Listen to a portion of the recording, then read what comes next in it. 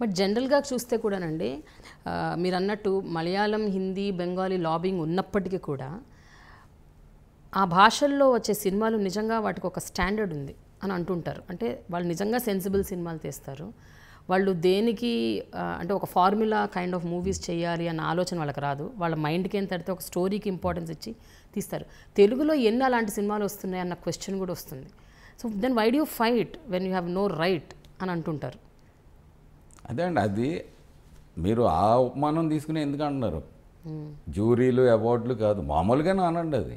అంతేగాని అవార్డు రావాలని ఎందుకు? ఇక్కడ తెలుగులో సరైన సినిమాలు రావట్లేదంటే have a forum and talk about it. But awards వల్ల మంచి సినిమాలు రావు, సో దాని ప్రయోజనం లేదు. వాళ్ళు ఇచ్చేది అంత అండి. ఇప్పుడు నా దగ్గర ఉన్న నందులన్నీ పెట్టి నేను ఒక ఎపిసోడ్ తీరాను, ఫర్గెట్ వన్ సినిమా. సో అది వేరు, అది క్వాలిటీకి సంబంధం లేదు. క్వాలిటీని ప్రేరేపించదు, క్వాలిటీని తగ్గించదు అవార్డు అన్నది. జనరల్గా ఒక ఫిల్మ్ మేకర్గా, అలాగే ఒక అవార్డు విన్నర్గా, ఇప్పుడు ఒక జ్యూరీ మెంబర్గా మీ ఒపీనియన్ ఏంటండి? సినిమాలు అప్లై చేయాలంటారా అవార్డ్స్ కోసం? లేకపోతే ఉన్న సినిమాల్లో ఏవి అంటే ప్రజాదరణ పొందిన సినిమాలు ఏంటి, ఏవి బాగా ఆడాయి, ఏవి స్టోరీ బాగున్నాయి అని తెలుసుకొని అవార్డులు ఇవ్వటం మంచిదంటారా? What do you think? అసలు అవార్డులు ఇవ్వకూడదు అంటున్నానండి గవర్నమెంట్. ప్రైవేట్ పీపుల్ వాళ్ళ ఇష్టం, ఎంతమంది అయినా అవార్డులు ఇచ్చుకోవచ్చు, వాళ్ళ డబ్బులు వాళ్ళు ఇచ్చుకోవచ్చు, తీసుకునే వాళ్ళు తీసుకోవచ్చు, వాళ్ళ ఇష్టం.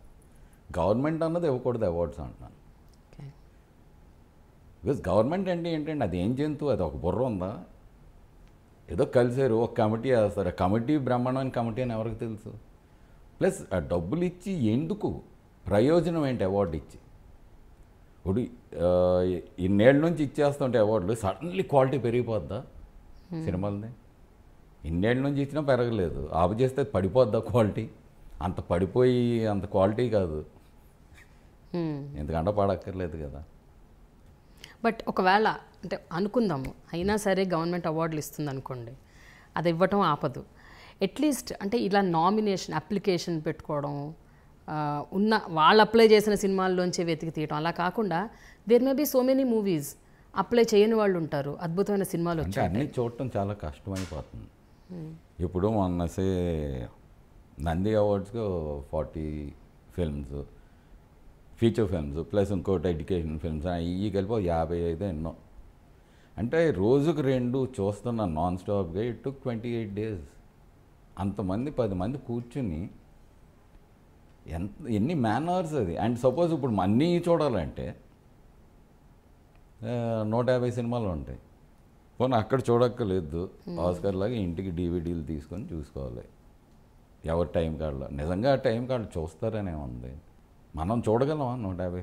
నాకు వర్స్ట్ ఎక్స్పీరియన్స్, వింత ఎక్స్పీరియన్స్, వర్స్ట్ అనకూడదు, యునిక్ ఎక్స్పీరియన్స్ ఎప్పుడు అవ్వలేదు, ఇంకెప్పుడు అవ్వదు. పానోరమాకి 23 రోజుల్లో సండే కూడా బ్రేక్ ఇవ్వలేదు వాళ్ళు, ఎందుకో లేట్గా కన్స్టిట్యూట్ చేశారు అందరినీ. 99 సినిమాలు చూసాం 23 రోజుల్లో. అండ్ అంటే రోజుకి 4-5 యావరేజ్. అంటే ప్రతిరోజు గ్యాప్ లేకుండా 3 వారాలు 4-5 సినిమాలు చూస్తే ఎలా ఉంటుంది మనిషికి? కానీ అందరూ అన్ని సినిమాలు చూడరట కదండి, ప్యానెల్లో కూడా గ్రూప్స్ ఉంటాయంట, కొంతమంది కొన్ని సినిమాలు ఇస్తారట, కొంతమంది చేసే కన్నా చెప్తుంటారు. అవి మొత్తం 200 పైన వచ్చినాయి. సో 4 గ్రూప్స్ చేశారు. మాకు వచ్చిందంటే ప్రతి గ్రూప్ మళ్ళీ సెలెక్ట్ చేయాలి, ఆ వచ్చిన ఫైనల్ 50 మళ్ళీ అందరూ చూడాలి. సో ఇట్లా ఈ రకంగా చూస్తే కూడా ఎలా హౌ డూ యూ డిసైడ్ అండి? ఇప్పుడు మీ దగ్గరికి ఒక అద్భుతమైన సినిమా రాకపోవచ్చు, ఆ సినిమా వేరే వాళ్ళకి వెళ్ళొచ్చు, వాళ్ళకి అది డిసైడ్ చేసి దాన్ని అనలైజ్ చేయగలిగే శక్తి లేకపోవచ్చు. సో అలా ఆ సినిమా అన్యాయం అయిపోయినట్టేగా. అయితే అసలు న్యాయాన్యాయం కాదు, ఎందుకు ఈ బెడదంటున్నా, ఈ బాధ ఎందుకు? ఇప్పుడు అడగని ప్రశ్నకు జవాబు ఇవ్వకూడదు అన్నట్టు, అసలు లేని ప్రాబ్లంకి ఏడు సొల్యూషన్ చెప్పటం ఏంటి? ఎందుకు వచ్చిన అవార్డులు ఇవి? అది మళ్ళీ చాలా కష్టమైన పని అనుకోవటం ఎందుకు? అంటే అవార్డ్స్ అన్నవి ఎప్పుడైనా ఒక మోటివేషన్ కదండి, యూ ఫీల్ నైస్.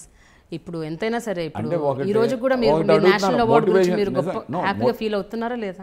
వస్తే happy, but what I'm saying అది లేకపోయినా ఓకే అన్న. మోటివేషన్ అన్నది తప్పు, అది కాదు మెయిన్ మోటివేషన్. మనకు వచ్చిన ఐడియా అది సినిమా రూపం దాల్చితేనే మోటివేషన్ అది. ఓహో ఇది కళ కాదు, నిజంగానే చేసాం. That is the motivation. And అది హిట్ అయితే దాన్ని మించిన మోటివేషన్ లేదు. ఎందుకంటే ఇంకో కళ కానొచ్చు, ఇంకోటి నిజం చేసుకోవచ్చు. దాన్ని మించిన మోటివేషన్ ఏముంటుంది? ఇవన్నీ ఐసింగ్ కూడా కాదు అవార్డులన్నీ, ఏదో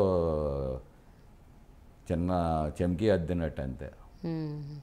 Hi, I am KK Sendil Kumar. Catch me on an exclusive interview with Prema on Dialogue with Prema on iDreams.